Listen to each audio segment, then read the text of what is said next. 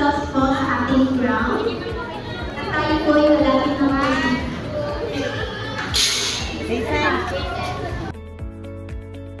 The opening remarks.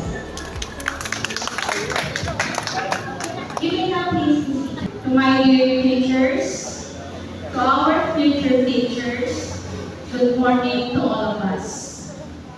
Teaching is a noble profession that shapes the future. To those aspiring to become teachers, remember that your impact goes beyond the classroom. Thank you so much, Mama Nero sa Alat. So, to our dearest school head, mga nagagaling sa Rakaban, sa ating po mga kapita-pita master teachers, Sir Cardino, Sir Edwin, and Sir Ferdinand Sino, to our dedicated teachers, and to our future teacher endeavors, a blessed afternoon to all of us. So, in behalf of the whole Lomos teaching and non-teaching personnel, we would like to extend our deepest thanks to teaching internship students of City of Panadao University for conducting this kind of program para po sa ating cooperating teachers.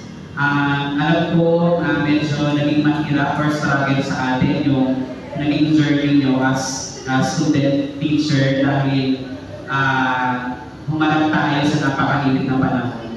So hindi nyo, alam ko, yung iba sa inyo hindi nasulit yung mga panahon na dapat nasa school kayo. But we are indeed lucky kasi nagkaroon pa rin tayo ng chance na makasama yung mga bata namin.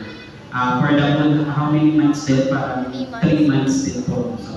So yun, nawa, paunin nyo lahat nung na-share sa inyo ng mga operating teachers nyo, most especially the teaching techniques, the advices, the reality of teaching experiences, lahat yun ay paunin po ninyo. And sana makita po natin kayo sa field ng education. Kung ano yung sinimulan yung profession, sana at the end of your journey ay teaching profession pa rin.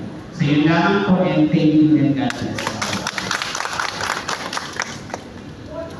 Thank you so much, Sir Mark Dixon Arenas, for the exceptional message that he brings an inspiration to everyone.